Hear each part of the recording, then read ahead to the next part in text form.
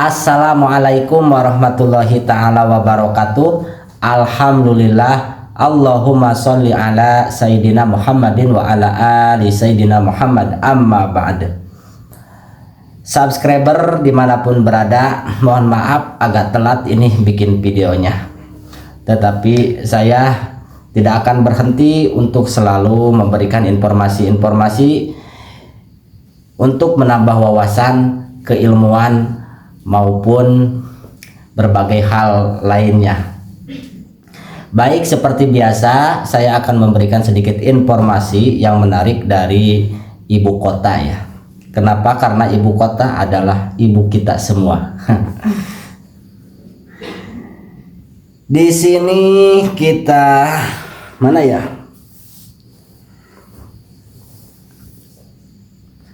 Beritanya dari siapa ini?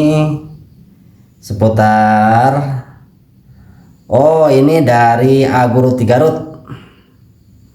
Judulnya seperti ini, menarik judulnya aja.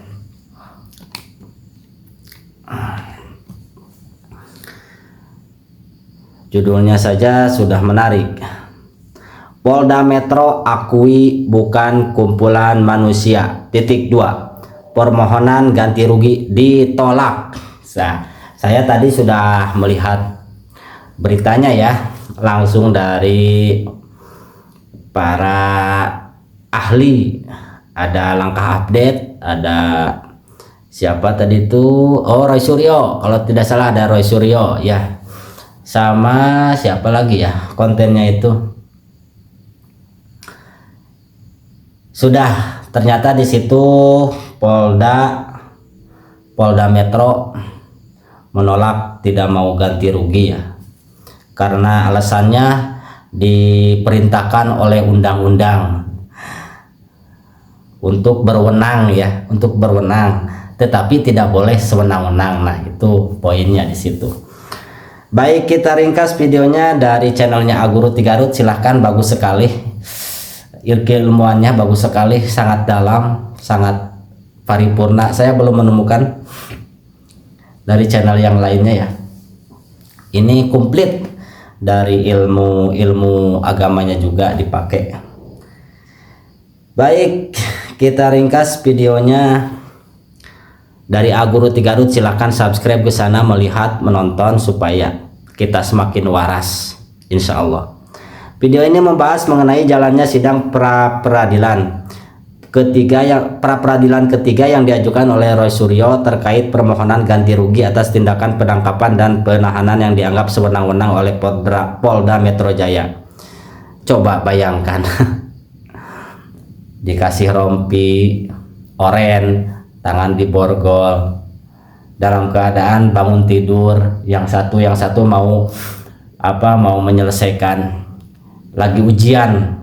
Secara psikologis, ketakutan itu, traumatiknya itu yang mahal itu, kata Pak AGS, itu tidak bisa dinilai dengan uang kalau trauma seperti itu ya. Kita lanjutkan lagi ya. Berikut adalah poin-poin utama dari video tersebut. Penolakan ganti rugi oleh Polda Metro Jaya. Pihak Polda Metro Jaya sebagai termohon menolak permohonan ganti rugi tersebut dengan berargumen bahwa tindakan mereka didasarkan pada kewenangan yang diberikan oleh undang-undang.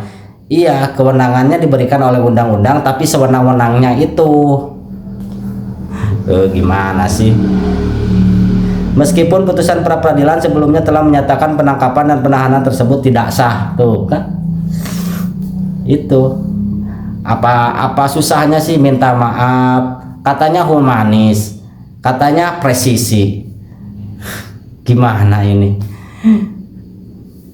Naudzubillahi min dzalik. Semoga kita kedepannya, mumpung masih ada Pak Ugroseno, ayo kita belajar. Yang mau jadi polisi seperti apa harusnya, sama-sama masyarakat lah, equality before the law disebutnya itu.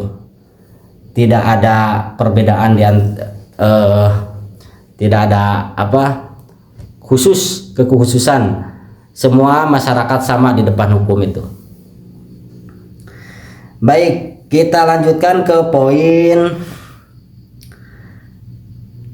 Oh, kedua. Nah, di sini ada argumen kuasa hukum Roy Suryo. Tim kuasa hukum berpendapat bahwa ganti rugi adalah konsekuensi mandatori dari sebuah tindakan hukum yang dinyatakan tidak sah oleh pengadilan. Mereka menekankan adanya kerugian material dan imaterial, termasuk trauma psikologis dan dampak kesehatan yang dialami Roy Suryo serta Dr. Tipa selama proses penahanan. Iya, bayangkan coba. Kalau yang punya sakit jantung itu bisa menghilangkan nyawa. Gimana sih ini? Ya Allah, ya Rabbi. Katanya Dokter Tipa juga asam lambungnya begitu nanti tinggi, langsung tinggi dan lain sebagainya sampai diimpus segala. Kritikan terhadap aparat. Narasumber dalam video mengkritik sikap Polda Metro Jaya yang dianggap tidak humanis dan tidak mau mengakui kekeliruan meskipun putusan pengadilan sudah menyatakan adanya tindakan yang melampaui batas, abuse of power. Nah, itu ada abuse of power.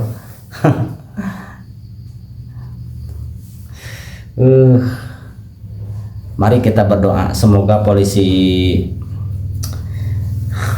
yang tidak mau bertobat atas kesalahannya suatu saat nanti, suatu kelak nanti, mudah-mudahan mereka juga merasakan akibatnya. Amin ya robbal alamin. Tuntutan nominal. Pihak Roy Suryo mengajukan ganti rugi sebesar 206 juta sebagai nilai yang dianggap moderat dan masuk akal untuk mencerminkan perlindungan hak warga negara, dan dana tersebut direncanakan akan disumbangkan ke lembaga sosial. Tuh kan 206 juta padahal itu nominal bukan 1M kan, 1T apalagi 200. Buat sekelas mereka malah ini nggak ada apa-apanya, tetapi apa istilahnya, kesalahannya itu yang sangat kartu merah lah disebutnya itu. Sudah kartu merah harusnya malu, tapi budaya malu sudah hilang lah, budaya malu. Naudzubillahi min dzalik. Allah ya Rob, mari kita berdoa ya, mudah-mudahan Polda Metro Jaya semuanya diisi oleh orang-orang seperti Pak Ugroseno. Amin ya Rabbal alamin.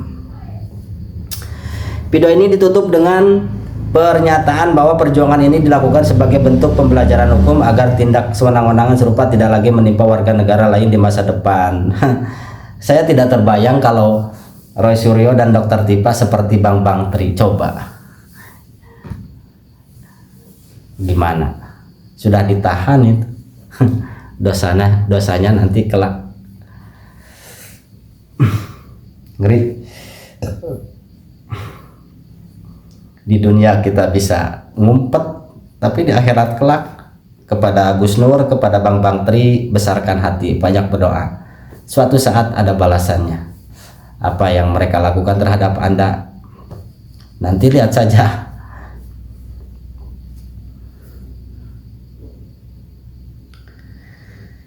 Baik, kita lanjutkan. Pertanyaan apa ya? Mengapa Roy Suryo menuntut ganti rugi 206 juta? Ini udahlah. Ini udah secara ini sudah dihitung-hitung ya. Apa bolak-balik itu kan pakai uang, bolak-balik. Ternyata bukan kasmu Jo. Apa yang dimaksud dengan tindak sewenang-wenangan polisi? Nah, ini bagus. Kepada masyarakat saya, sudah saatnya sekarang kita melek hukum, melek politik. Mumpung masih ada orang tua kita, mereka orang-orang baik masih ada. Kita belajar sama mereka dan kita nanti memberikan pelajaran buat anak cucu kita selanjutnya. Oke, semangat. Tindakan sewenang-wenang oleh aparat kepolisian merujuk pada penggunaan kewenangan yang melampaui batas atau tidak sesuai dengan prosedur hukum yang berlaku. Dalam konteks sistem peradilan di Indonesia, tindakan ini sering dikaitkan dengan istilah abuse of power atau penyalahgunaan wewenang. Nah, itu. Diberi kewenangan iya, tapi sewenang-wenang jangan. Gimana sih? Beberapa poin kunci untuk memahami tindakan tersebut meliputi pelanggaran prosedur. Polisi memiliki wewenang sah untuk melakukan penangkapan atau penahanan, namun tindakan tersebut dianggap sewenang-wenang jika tidak mengikuti tata cara diatur dalam undang-undang seperti KUHP, Kitab Undang-Undang Hukum Acara Pidana, KUHP, Kitab Undang Hukum Acara Pidana. Abuse of power. Ini adalah tindakan di mana kekuasaan yang diberikan oleh negara digunakan tidak untuk tujuan penegakan hukum yang objektif, melainkan untuk kepentingan pribadi, golongan, atau secara berlebihan yang menindas hak asasi warga negara. Nah, di mana ini nih?